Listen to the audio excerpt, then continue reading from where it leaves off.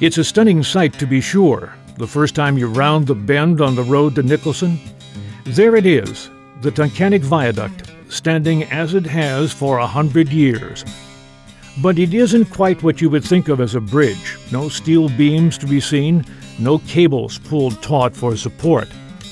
What can be seen is a work of art, arches flowing one to the next across a small valley that lies green in summer, becoming a bed of white in winter. Through the valley at bridges runs a creek, high at times, but mostly just a creek meandering along. It blends in with the bridge that is as lovely as it is mighty. The bridge dwarfs anything that ventures near it or travels below it. It reduces men to tiny dots, cars and trucks to Christmas layout size.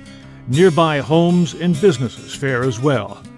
Even the trains that travel on it, they too resemble nothing more than working models on the front window of an old-fashioned toy store. This story we have for you is about all that, what came before and what followed in the century since the first train rolled over this giant. Nicholson began as a tiny outpost. 3 settlers and their families called this place home in the late 1700s. The given name then wasn't all that inviting. Thorn Bottom, it was called. But Thorn Bottom had water, timber, and good rich soil, and that was enough to make it attractive. So the place grew. Little by little, folks moved in, built homes and businesses. The town became more recognizable as one. Along the way, the name kept changing. Baconville, Bacon Town, Tunkhannock Depot, and lastly, Nicholson Depot. To avoid growing confusion with railroad shipments and mail, it finally became Nicholson, and that was that. The 20th century came around, and Nicholson had a population of about 900. Life was good, routine, one might say. All that changed in 1912. What happened that year influenced Nicholson greatly, and continues to till this day. Early settlers had seen the potential for agriculture and dairy when they first trekked through the valley. That original notion proved accurate. The staples of life, milk from cows that grazed the surrounding fields while crops grew on the remaining acreage, proved a winning formula. But the trouble was, how would all that product get to market? The best answer, by rail. As Nicholson remained small, growth happened all around it in the form of railroads. Coal from the Lackawanna Valley needed to be shipped, so did iron. The railroads carried it all, threading their lines through valleys and over hills, and therein lay a problem. For a railroad, time is money. It's more expensive to climb hills, to round curves. Going downhill usually means going uphill later, sometimes with pusher engines. The answer, of course, is a straight, level line. Easier said than done in hilly northeastern Pennsylvania. But those in charge of the Delaware, Lackawanna, and Western Railroad concluded there was a way. The railroad would build a link between Scranton and Binghamton, and it would eliminate the time-wasting features dictated by the topography. The plan was to scrape hilltops down, use the dirt and rock to fill in valleys, build tunnels, and build the Nicholson Viaduct, the bridge over Tunkhannock Creek. That would serve the railroad well, and at the same time, serve Nicholson. Though computers had not yet been dreamed of, there were some notable accomplishments in the early years of the 20th century. Plastic was invented. Ford brought out the Model T. The Wright brothers made a powered flight at Kitty Hawk. And in 1912, Nabisco introduced the Oreo cookie. You might say what began that same year in Nicholson has aged as well as the cookie. The venerable Nicholson Viaduct is likely not as well known, of course, but like the Oreo, it has carved a niche for itself in history. Bear in mind that a project such as this done today would be no small feat. Just look at the curves and the arches, the flow of them, the huge bases that hold them up, and the roadbed that covers it all. But they broke ground for it in 1912. The plans, conceived by George Ray, chief engineer of the Lackawanna Railroad, were created by him and fellow planners using their minds and rudimentary calculators. It was a formidable task.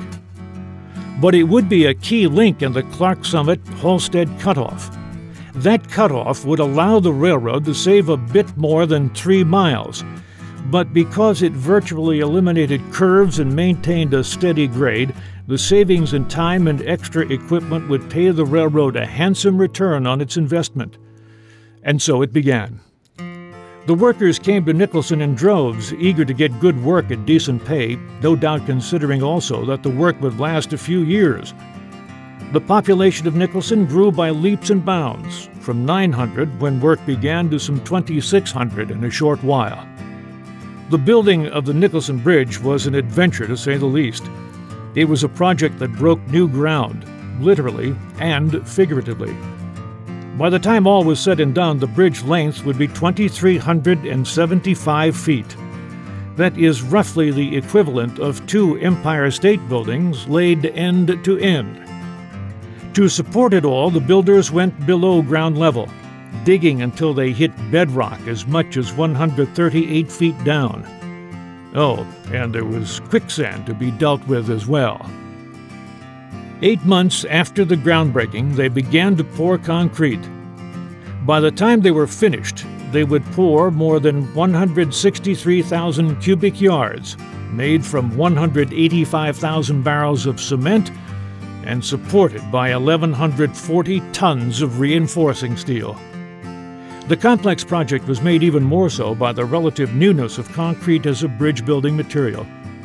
Still, the contractors carried on, creating a complex network of engines and cables to carry the concrete and other materials to where they were needed. Slowly, steadily, the Nicholson Bridge, or, if you prefer, the Tunkhannock Viaduct, rose out of the ground. It would grow to tower over the valley and the town and become, at its finish, the world's largest reinforced concrete viaduct of its time. It was dedicated in 1915 and became an instant success in the construction fields. It's registered as a National Historic Civil Engineering Landmark and has been called the ninth wonder of the world. It also became a sightseeing attraction, causing engineers on passenger trains to slow down purposely so that those aboard could get a good look. More than that, the Nicholson Bridge stands as a monument to engineering, design, hard work, and an attitude that anything is possible, even if it seems to the contrary. In that, it is a tribute to American ideals.